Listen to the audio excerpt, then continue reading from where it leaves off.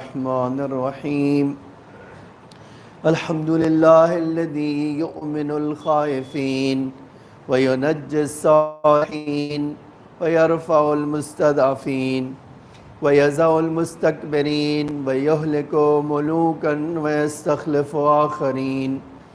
الحمد لله قاسم الجبارين مبير الظالمين مدرك الهارمين صريخ المستصرخين موضع حاجات الطالبين معتمد المؤمنين. والصلاة والسلام والتحية والإكرام على بشير النذير والسراج المنير حبيب إله العالمين أبي القاسم المصطفى محمد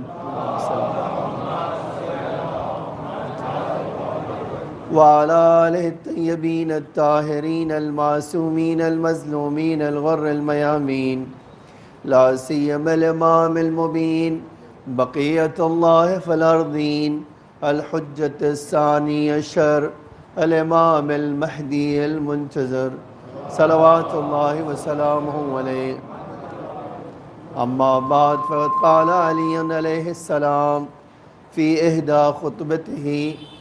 حضرات گرامی، گزشتہ ہفتے میں نے ایک خطبے کا علی علیہ السلام کا ایک خطبہ جس کا کچھ حصہ کچھ اقتباس میں نے آپ کو سنایا تھا، اور موضوع کی طرف آپ کے ذہن کو متوجہ کرنے کے لیے کہ امام کہہ رہے ہیں کہ دنیا میں جب بھی تم لائف پارٹنر کا انتخاب کرنا چاہو تو سب سے پہلی چیز تمہارے انتخاب سے پہلے بھی ایون نیت جب کیا ہے تو 2 رکعت نماز پڑھو اور نماز کے بعد یہ دعا کرو. میں نے چند جملہ آپ کو سنایا تھا اور بقیہ چند جملے سنانا چاہتا ہوں. آج یہاں سے شروع ہوتی تھی دعا امام کی، اللہم ارزقنی زوجتن، اے اللہ ہمیں ایک ایسی زوجہ عطا کر دے، ایسی ودودن جو بے انتہا محبت کرنے والی، ولودن، اور اے اللہ ایسی بیوی ہو جس کے وہاں اولاد زیادہ ہوں. اس کے بعد تیسرا جملہ امام فرماتے ہیں شکورن، اور شکر گزار ہو، نعمتوں کے اوپر شکر کرنے والی ہو، غیورن، اور غیرت مند بھی ہو.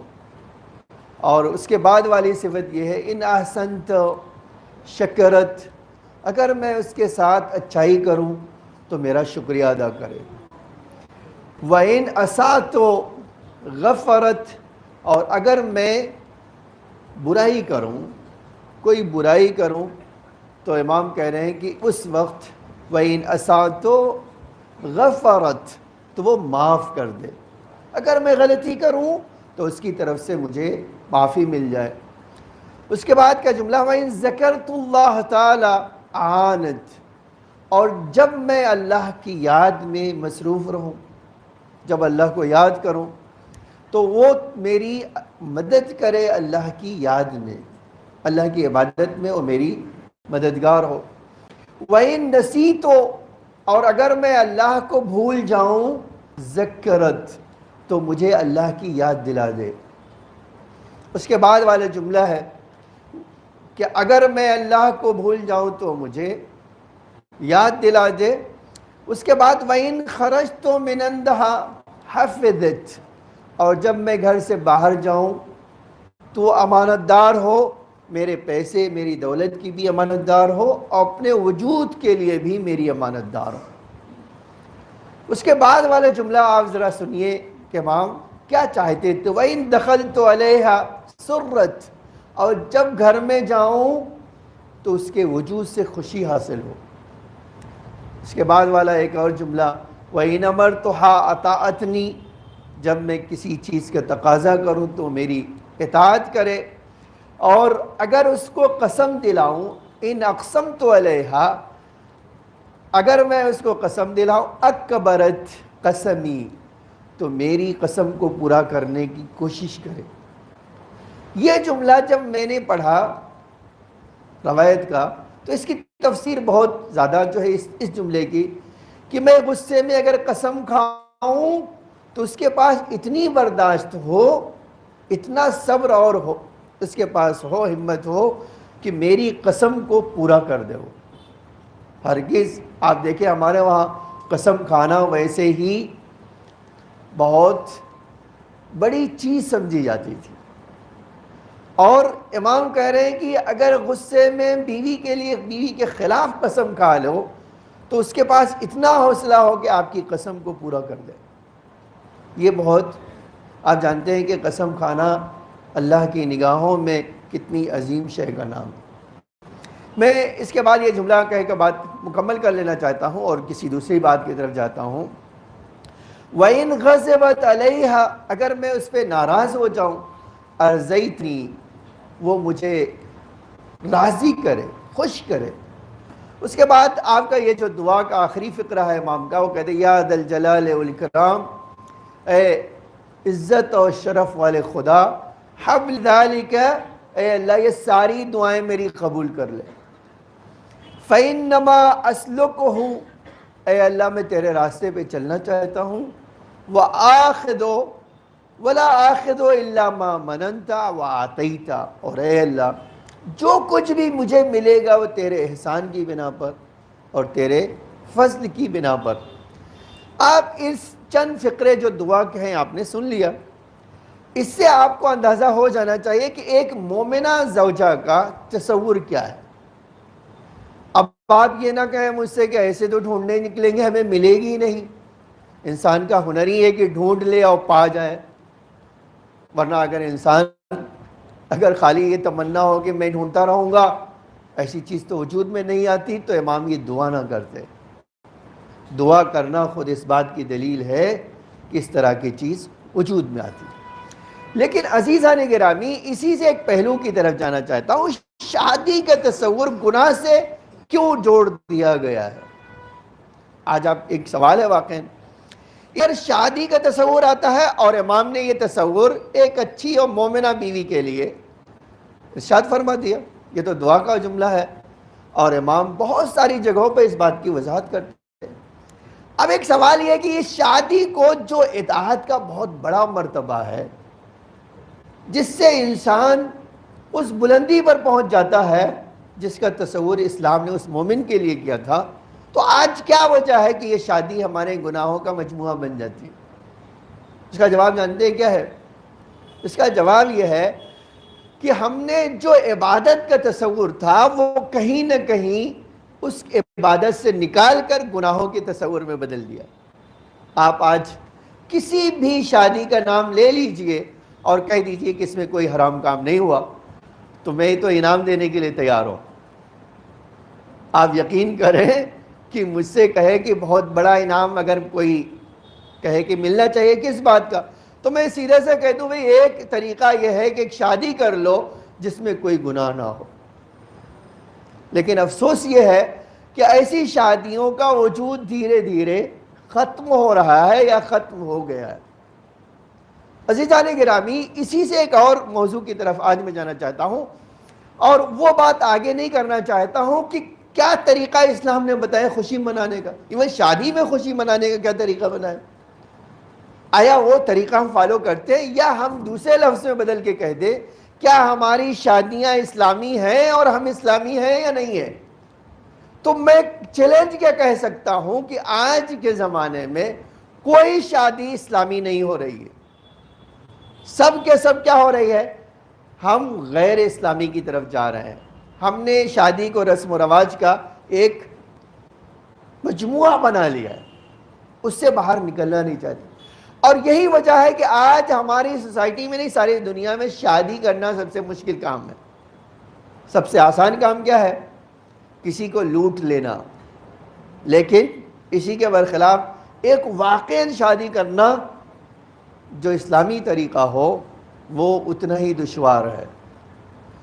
اب یہاں سے میں نے کہا کہ میں اس طرف دوسری طرف نہیں جانا چاہتا۔ خوشی منانے کا اسلام نے کیا طریقہ بتایا؟ بہت مثبت طریقہ بتایا، اور موجود ہے آج، ایسا نہیں کہ نہیں موجود، اور اس کی برکتیں بھی آج ہماری سوسائٹی میں پائی جاتی ہے۔ آج آپ دیکھ لیجئے، جس میں رسول فرماتے تھے کبھی بھی شادی دو چیز کے لیے نہیں کرنا، ایک مال اکٹھا کرنے کا ذریعہ شادی کو نہیں بنانا، دوسرے ساری دنیا کی بیوٹی جمع کرنے کا بھی آپ، یہ شادی بیوٹی جمع کرنے کے لیے نہ ہو تمہارے لیے۔ اب آپ کہیں گے پھر کیا ہے؟ بیوٹی جو اللہ اور اسلام چاہتا ہے وہ اخلاق کی بیوٹی چاہتا ہے، ظاہری خوبصورتی نہیں چاہتا ہے۔ اسی لیے رسول اللہ نے فرمایا کہ شادی کرو لا لمالہا ولا لجمالہا، نہ لڑکی کے پیسے کے لیے شادی کرنا اور نہ ہی اس کی خوبصورتی کے لیے۔ اور عجب جملہ یہ جو ہے پیغمبر کا ہے، اگر میری یہ بات نہیں مانی تو تمہیں نہ مال ملے گا اور نہ ہی خوبصورتی ملے گی۔ یہ اللہ کے رسول کا وعدہ ہے۔ آپ یقین جان لیں کہ جو دنیا میں سب سے سچا انسان تھا اس کو ہم رسول کہتے ہیں۔ وہ کہہ رہا ہے کہ اگر تمہارا مقصد بدل گیا تو تمہیں دونوں چیز حاصل ہونے والی نہیں ہے۔ تو آپ اور میں، دوسری بات یہ کہ ایک سوسائٹی کی، ایک اجتماع کی ذمہ داری بھی ہمارے اوپر ہے۔ ایک بچی کی شادی اگر آپ کی بنا پر، ایک بچے کی شادی آپ کی بنا پر نہ ہو، ذمہ دار کون ہے؟ اس کا گناہ کون، کس کے اوپر جائے گا؟ آج یہی وجہ ہے کہ کوئی انسان شادی کرنے کے لیے سوچتا ہے اتنے پیسے کہاں سے لے آؤں میں، جبکہ اسلام نے بہت آسان طریقہ۔ ہاں، ہمارے لوگوں کو ایک چیز بہت یاد رہتی ہے۔ اب دیکھو کتنی فکر جو ہے غیر اسلامی ہے، کتنی زیادہ فکر ہے کہ سب سے زیادہ جو لڑکے والوں کو فکر رہتی ہے نا، وہ کیا ہے؟ مہر کم سے کم رکھوا لو۔ پوچھے کیوں بھائی؟ آپ 10 لاکھ 20 لاکھ روپے خرچ کر رہے ہو تو جو اصل مقصد ہے اور جس کو مانگنا ہے اور آپ کو دینا ہے، آپ کی اس میں دھاندلی نہیں چلتی ہے۔ وہ کیا ہے؟ مہر ہے۔ مطالبہ وہ کرے گی، لڑکے کو دینا ہے۔ لیکن آپ دیکھیں ساری کوشش کیا ہوتی ہے لڑکے والوں کی کہ نہیں بھائی مہر کم سے کم رکھوا لو۔ اچھا آپ پوچھیں کہ ایسا کیوں، کم کیوں رکھوانا ہے؟ کہتے دیکھیے مولانا اسلام نے کہا ہے نا کہ مہر کم ہونا چاہیے اچھی کی۔ کس نے کہہ دیا کہ مہر کم ہونے کے لیے اسلام نے کہا؟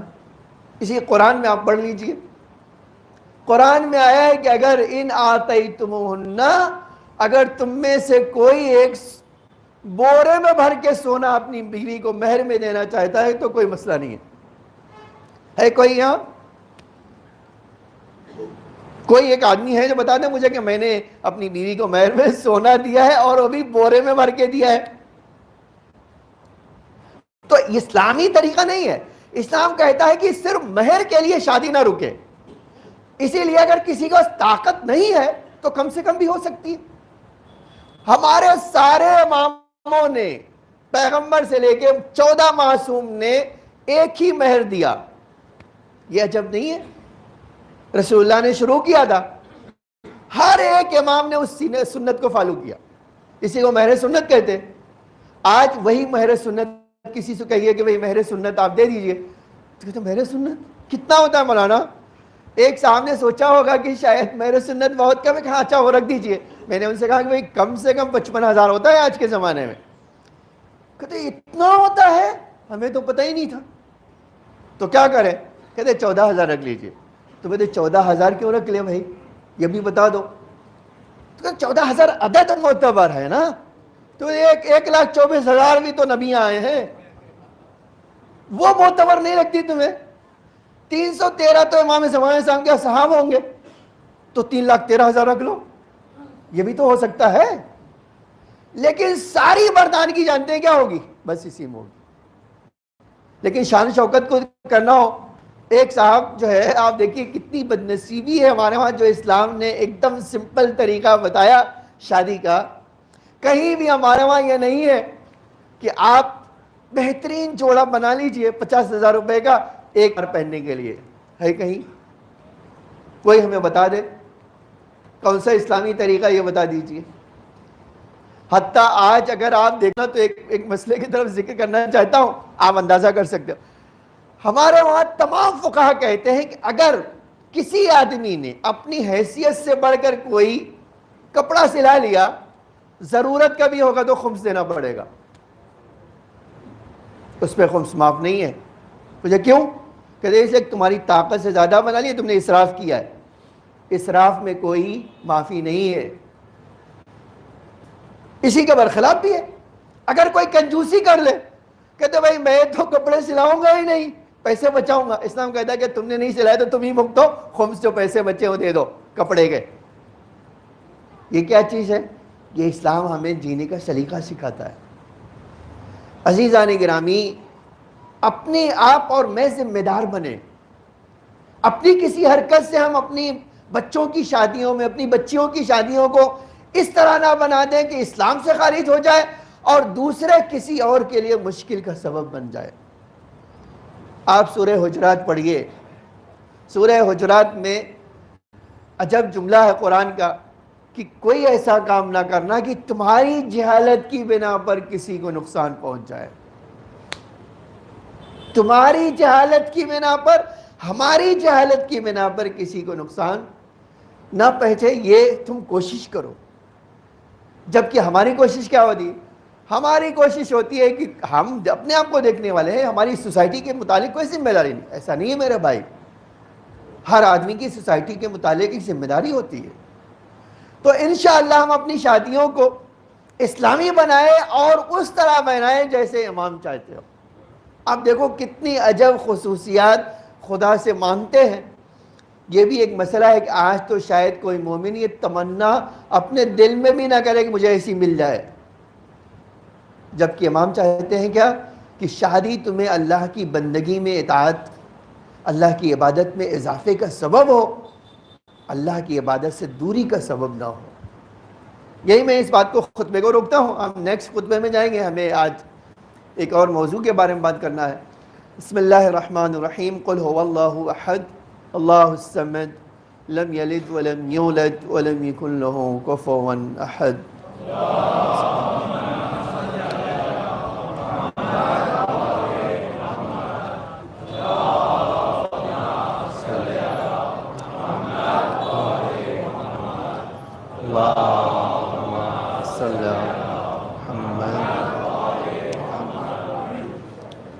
لا حول ولا قوة إلا بالله العلي العظيم.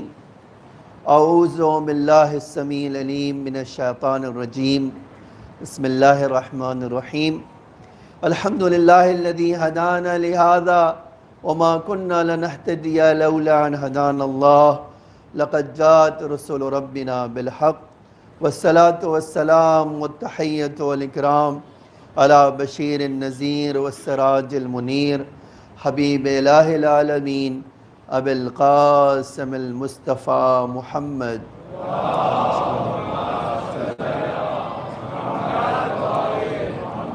وعلى آلہ الطیبین الطاہرین المعصومین المظلومین الغر المیامین, لا سیما الامام المبین بقیۃ اللہ فی الارضین الحجۃ الثانی عشر الامام المہدی المنتظر صلوات اللہ وسلامہ علیہ. اما بعد یا عباد اللہ اوصیکم ونفسی بتقوی اللہ فإن التقوی خیر الزاد لیوم لا ینفع فیہ مال ولا بنون الا من اتی اللہ بقلب سلیم.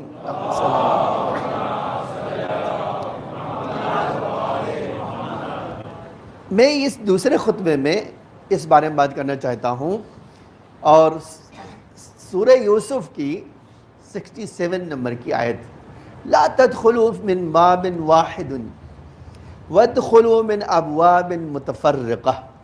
جناب یعقوب جب اپنے بیٹوں کو مصر بھیج رہے تھے تو کہا بیٹا مصر کے شہر میں ایک دروازے سے یوسف کو تلاش کرنے یا اناج لینے نہ جانا, الگ الگ دروازوں سے جانا.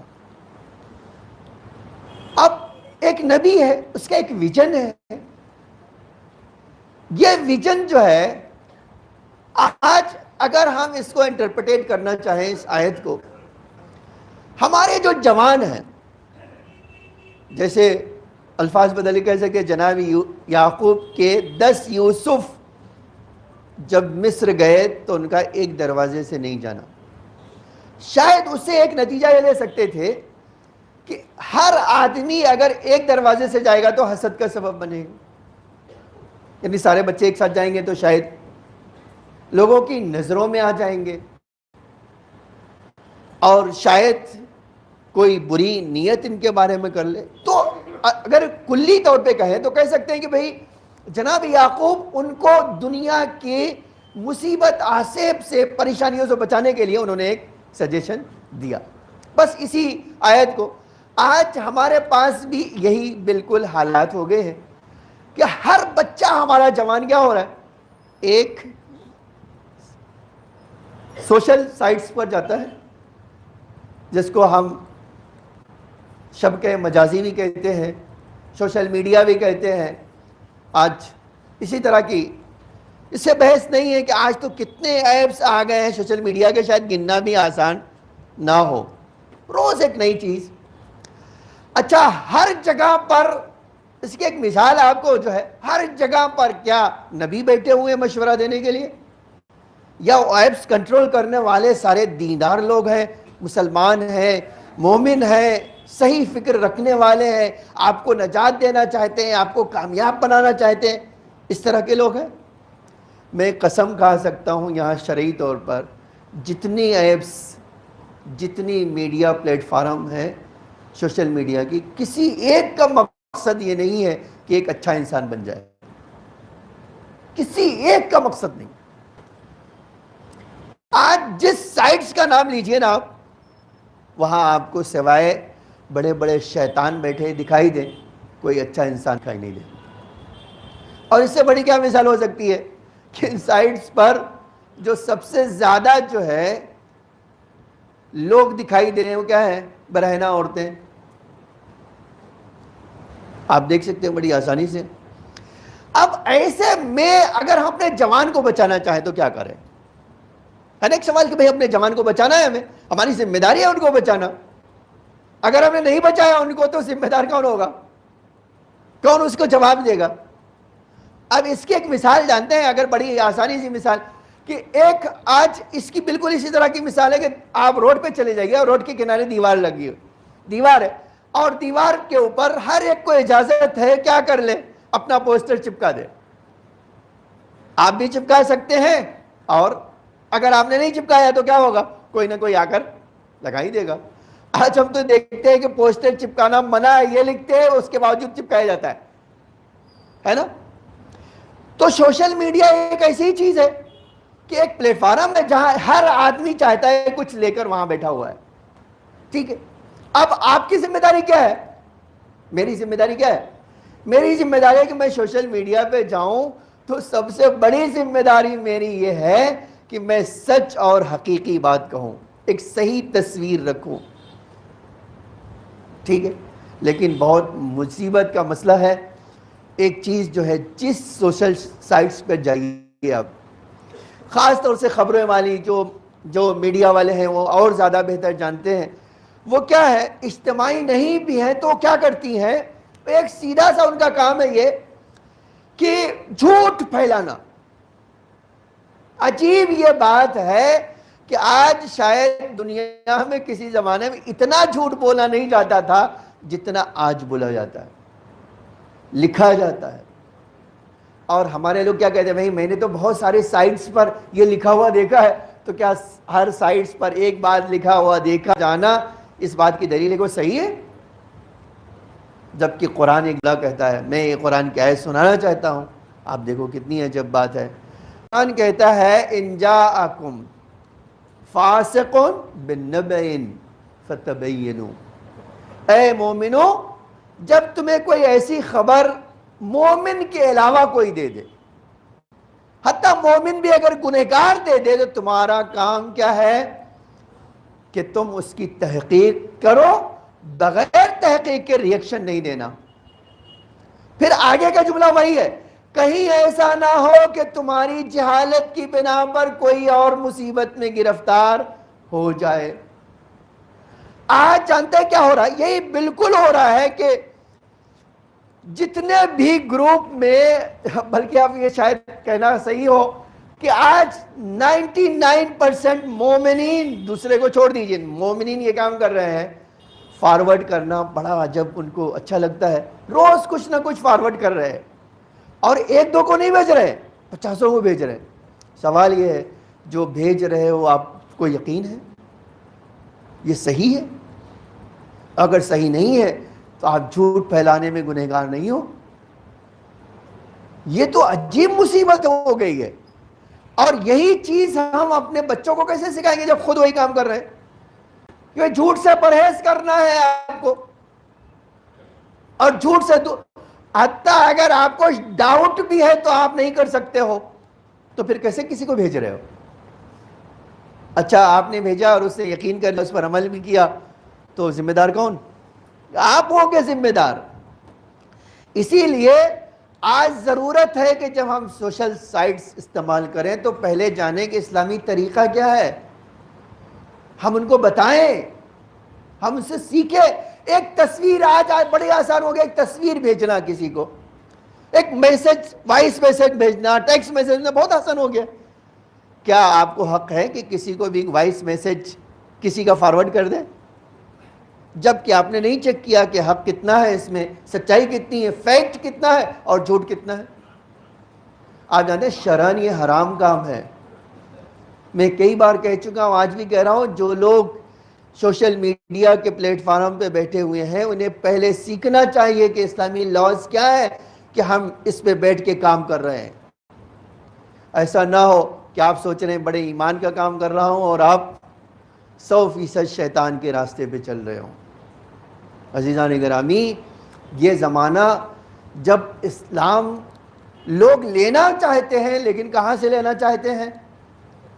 سوشل میڈیا سے لینا چاہتے ہیں، صحیح سورس کو ڈھونڈنا نہیں چاہتے.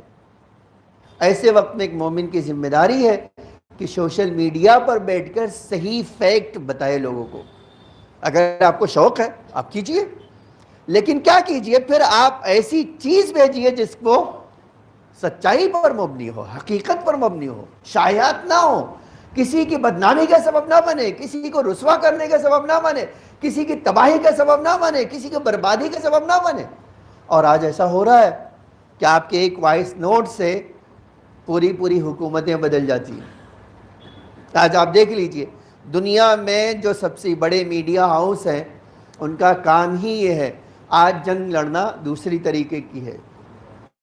اسلام کے خلاف جو سب سے زیادہ جو جنگ لڑی جا رہی ہے آج، وہ سوشل میڈیا کی ہے. آپ یقین جانیں، میں نے ایک بار کہا تھا 5000 سائٹ سے زیادہ صرف شیعوں کے خلاف کام کرتے ہیں. حتیٰ امام زمانہ علیہ السلام کے خلاف بھی کام کرنے والے سائٹس ہزاروں سے زیادہ ہے، جبکہ امام ابھی آئے نہیں ہیں. ہم تو خالی حدیثیں بتاتے ہیں. آپ سوچ سکتے ہیں ایسے میں ایک جوان بیٹھ گیا، اس کو تو تمیز بھی نہیں ہے کہ کہاں سے یہ کون سا سورس سے آیا ہے، کہاں سے جا رہا ہے. اس کا کام ہے فرض ایک لفظ دیکھا، ایک ہیڈنگ دیکھی، فارورڈ کر دیا. میرے بھائی، ایک مومن کا کام ہرگز یہ نہیں. اسی لیے قرآنی روح سے سوشل میڈیا کیسے استعمال کی جاتی ہے، نیکسٹ ویک میں تو شاید میں نہیں ہوں، لیکن نیکسٹ ویک میں اس بارے میں بات کرنا چاہتا ہوں کہ قرآنی طریقہ کیا ہے کسی سوشل میڈیا کو استعمال کرنے کا.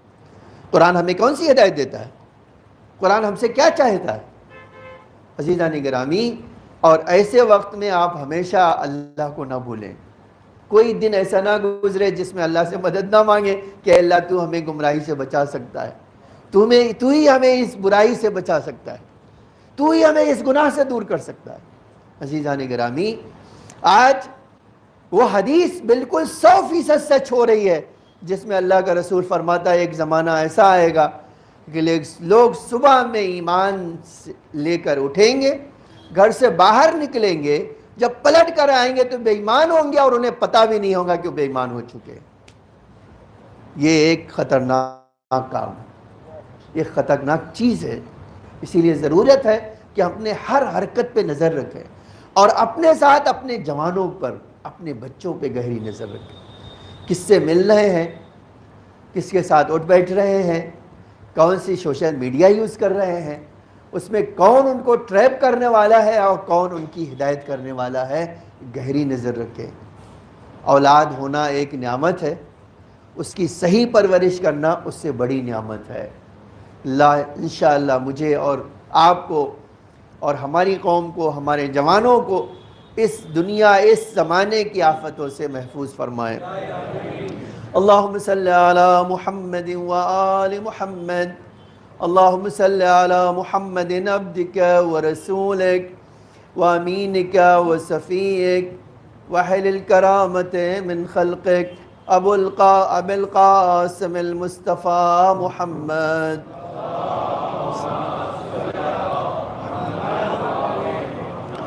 اللهم صل على علي أمير المؤمنين ووصي رسول العالمين أسد الله الغالب الغالب كل غالب المطلوب كل طالب أمير المؤمنين علي بن أبي طالب عليه السلام.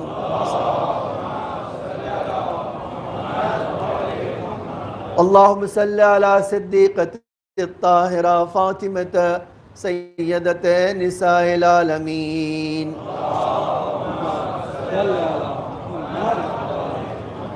اللهم صل على سبطي الرحمة وإمامي الهدى الحسن والحسين سيد شباب أهل الجنة إمامي المؤمنين.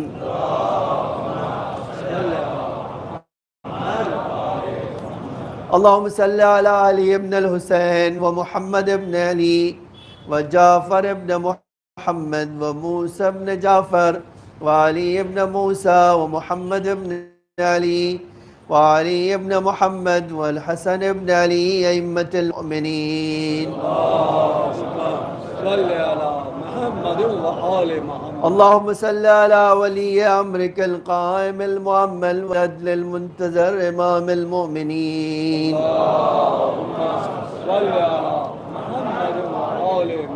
اللهم صل على فاطمة وبيها وبالها وبنيها وسر المستودع فيها بعدد ما أحاط به علمك. اللهم ادخل على أهل القبور السرور. اللهم أغني كل فقير.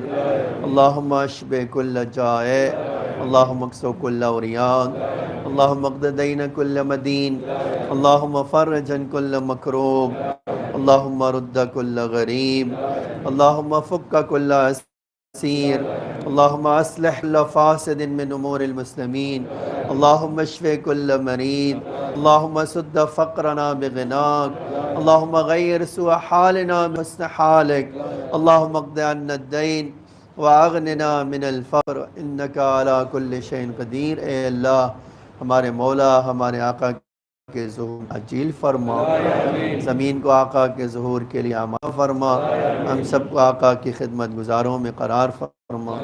اے اللہ ہم حاجت مند ہیں، اپنی درگاہ سے ہماری حاجتوں کو قبول فرما.